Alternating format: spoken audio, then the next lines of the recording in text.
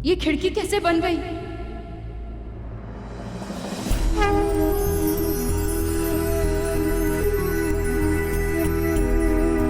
प्रेम भक्ति का ही दूसरा रूप है। चाहे प्रेम मुझसे हो या किसी और से, हर वो मनुष्य जो अटल भावनाओं के साथ प्रेम युद्ध लड़ता है, उसकी सहायता के लिए मुझे आना ही पड़ता है।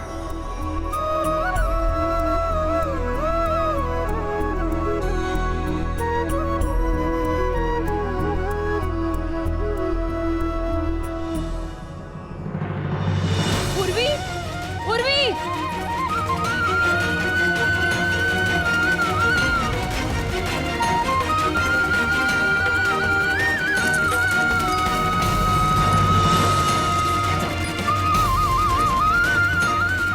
उर्वी, उर्वी आंखें खोलो। उर्वी,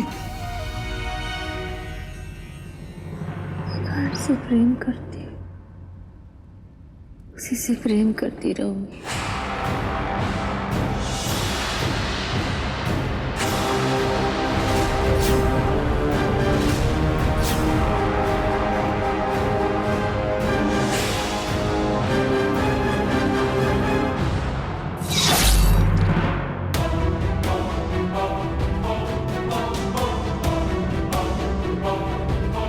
मित्र अश्वत्थामा, उर्वी के स्वयंवर को मात्र 3 दिन शेष रह गए और अभी तक हमें स्वयंवर का निमंत्रण तक नहीं आया। क्षमा करना मित्र, रणभूमि में तो मैं कोई पराजित नहीं कर सकता, किंतु प्रेम और हृदय की बातों में बड़े कच्चे दिखाई देते हो। प्रेम के लिए प्रतीक्षा करना स्त्री को शोभा देता है मित्र। पुरुषों का काम तो आगे बढ़कर अपने प्रेम को लक्ष्य तक पहुंचाने का है।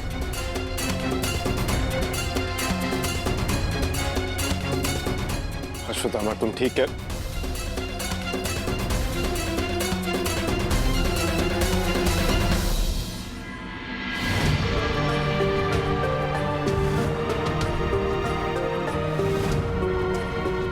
उनका सुकोमल शरीर इसे सहन नहीं कर पा रहा, जाने कभी ये मुरझा सी जाएंगी।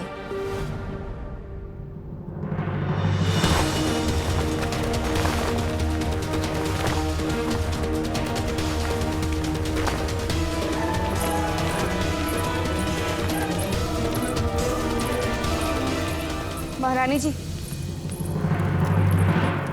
अंगराजकर्ण की माता ने ये उपहार और पत्र भिजवाया है।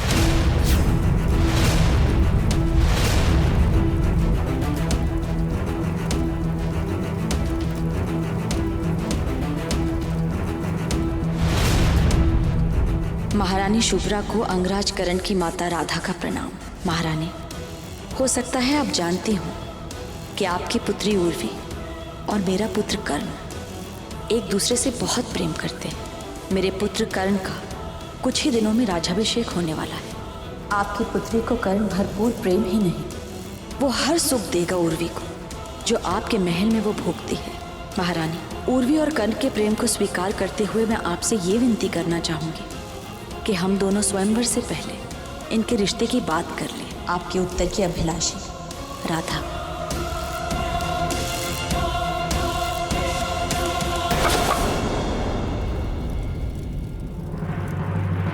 इसका उत्तर तो अवश्य दिया जाएगा। जाकर के उनसे कहो कि हम भी इस मुलाकात के लिए आतुर हैं। पूरे सम्मान के साथ उन्हें यहाँ लेकर के आओ। अब समय आ गया है उनसे मिलने का। ये तो देती हुई जाओ। बड़े मान से हमारी बराबरी करते हुए अंगराज की माँ ने ये शगुन भेजा है हमारी पुत्री के लिए। क्या कि महारानी तक मेरा संदेश पहुंच गया होगा? क्या पता क्या निर्णय होगा उनका? वो मेरी बात समझे भी होंगी या नहीं?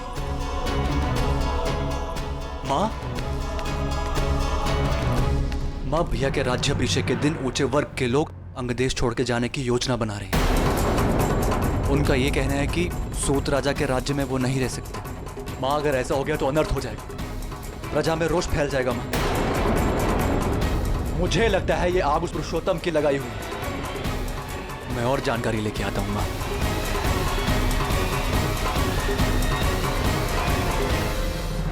अंगराज की माता जी को मेरा प्रणाम। पुखिया से आई हूं मैं। महारानी जी ने आपके लिए रथ भिजवाया है। आपसे वो शीघ्र ही मिलना चाहती। सच? मैं कर्ण को अभी बता कर आती हूँ। रुक जाइए अंगराज की माता जी। उर्वी के स्वयंवर की कोई तो बात उनसे छुपी रहने दीजिए। वो कहते हैं ना, जिस बात की आस ना हो, अगर वही बात पूरी हो जाए तो प्रसन्नता दुगनी होती है।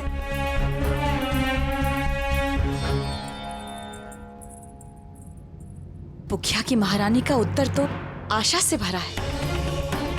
इसका अर्थ ये है कि अब सब बदल जाएगा। मेरे कर्ण को राजकुमारी उर्वी का प्रेम तो मिलेगा ही, साथ में ऊंचे वर्ग में सम्मान भी मिलेगा।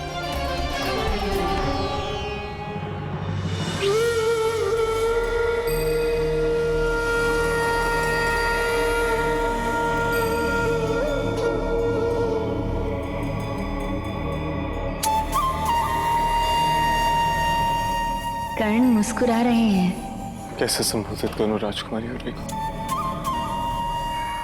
इनकी सेहत में सुधार नहीं हो रहा है।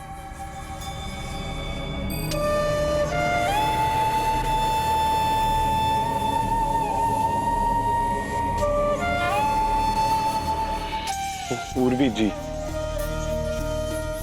उर्वी जी, आशीर्वाद थोड़ी ना मांगो।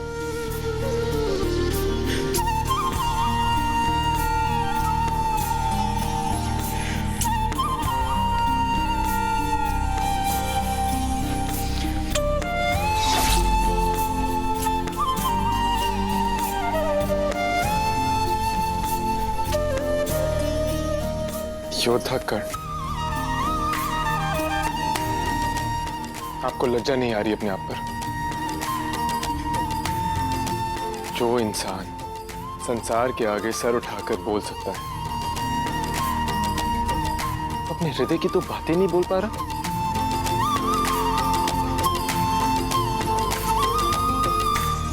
कैसे व्यक्त करेंगे आप अपना प्रेम उर्वी को?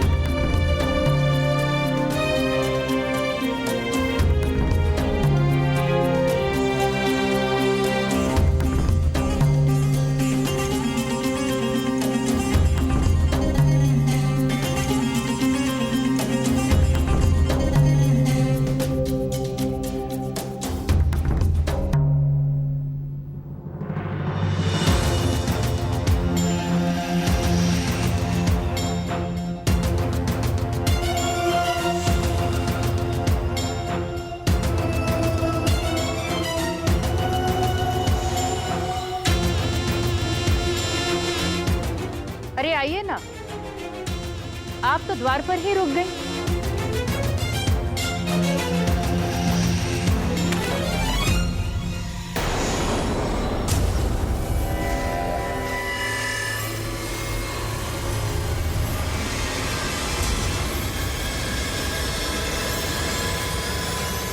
रहने दीजिए,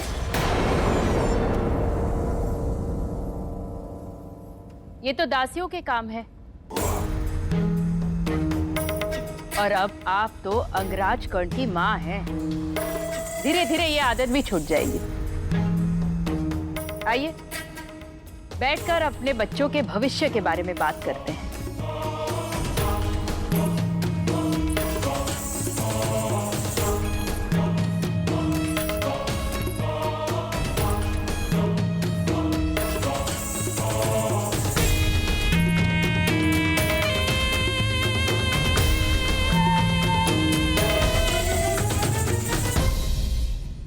बैठिए।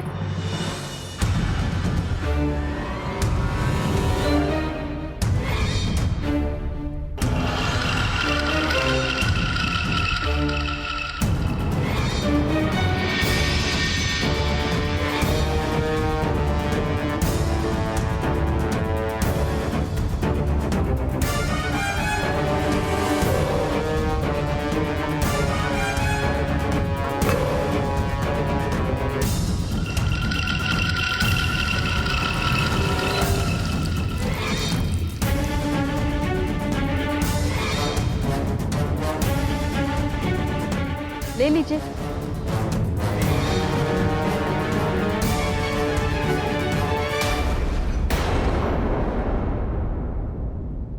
कोई बात नहीं, हम हमारे महल में किसी भी तरह की गंदगी को सहन नहीं करते। दासी, साफ करो इस गंदगी को।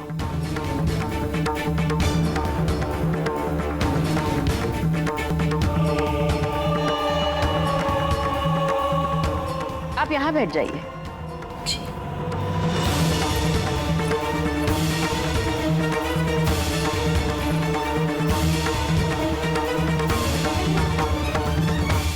बहुत प्रशंसा सुनी है हमने आपकी। सुना है कि आप अपने यौवन के दिनों में शुभ अवसर पर कमाल का नृत्य करती थी। आज भी तो शुभ अवसर है, हम दोनों मिले हैं ना, अपने बच्चों के भविष्य, उनके रिश्ते के बारे में बात करने के लिए। तो आज इस शुभ अवसर पर अपना नृत्य दिखा इस अवसर की शोभा नहीं बढ़ाएंगे आप? नहीं नहीं, मैं... अरे क्यों नहीं, हम अनजान थोड़ी ना हैं। लगता है कि आपके अंदर कोई विशेष उत्साह, उल्लास है ही नहीं कर्ण और उर्वी के रिश्ते को लेकर। नहीं नहीं महारानी, ऐसी बात नहीं है। मैं बहुत प्रसन्न हूं, शायद इतने प्रसन्न अपने पूरे जीवन में कभी ना हुए हूं। मैं नृत्य करूंगी। ये हुई ना बात। रुकिए,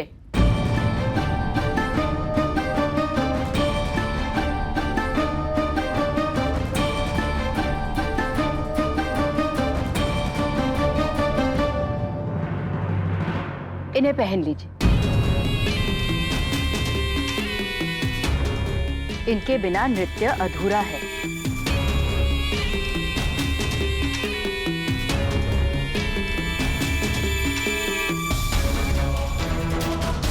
अब आनंद मिले इस सम्मान का तो पूरा ही लेंगे ना।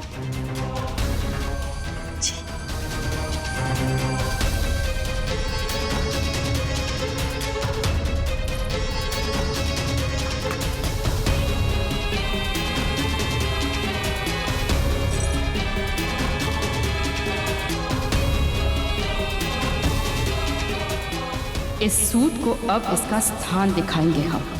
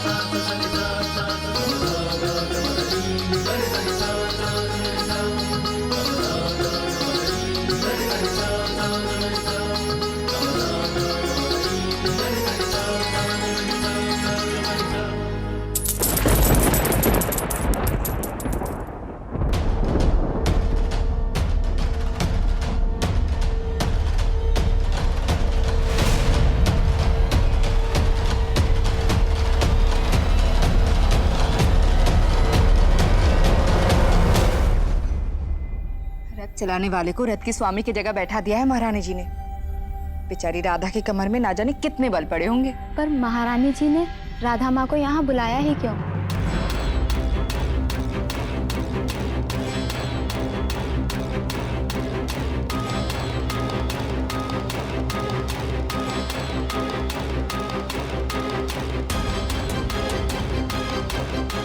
माँ ने राधा माँ को यहाँ कहीं वो राधा माँ के साथ कुछ गलत ऐसा है तो मुझे इसे रोकना होगा।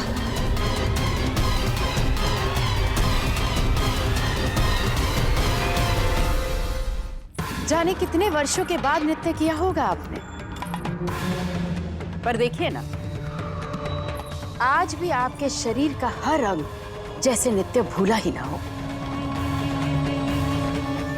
और भूलता भी कैसे?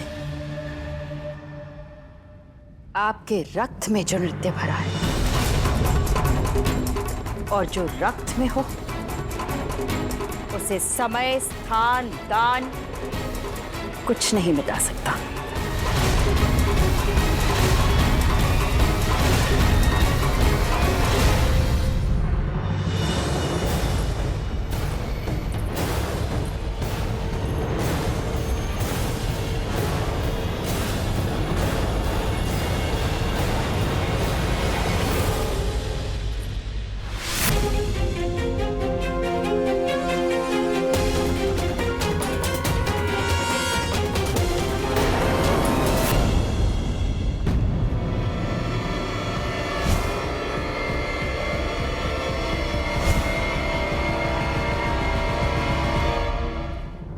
ये तो जी बिल्कुल सही पहचाना आपने।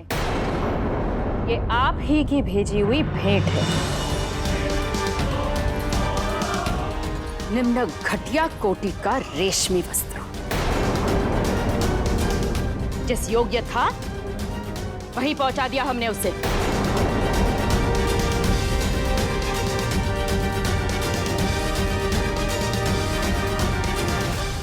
ये तो उसका भाग्य अच्छा था जो हमने उसे महल की गंदगी साफ करने के योग्य समझा। फर्क है हमें, फिर चाहे वो वस्त्रों की हो या मनुष्यों की, उन्हें उनका स्थान दिखाना आता है हमें।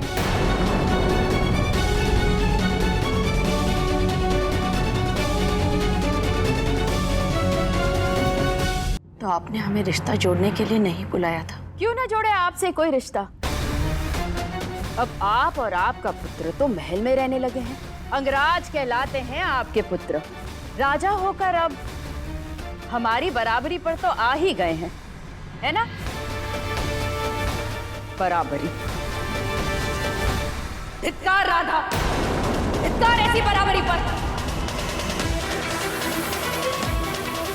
चांदी के बर्तन पा लिए तो क्या, उसमें भोजन करने का तरीका कहां से पाओगे? मखमल की कुर्सी दी तो क्या, उस पे बैठने का सलीका कहां से लाओगे तुम?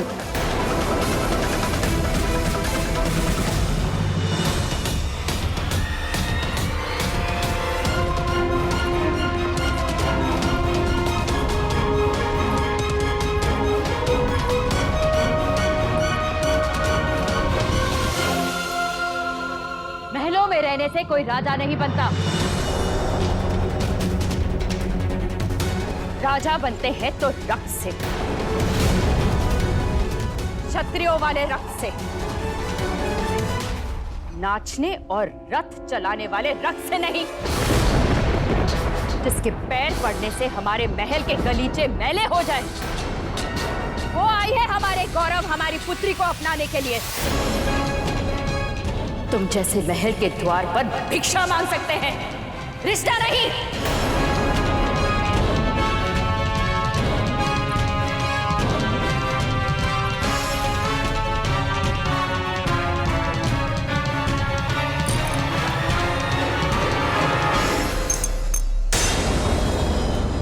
तुम्हारे हाथ लगने से ये स्वर्ण आभूषण भी अपनी गरिमा, अपना मोल त्याग कर पीतल से लगते हैं।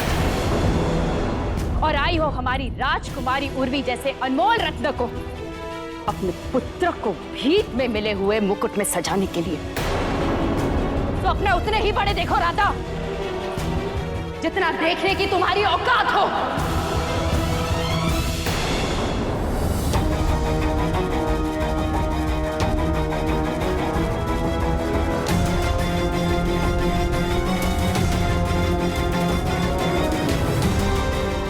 कहीं उर्वी ने ये सब सुन तो नहीं लिया?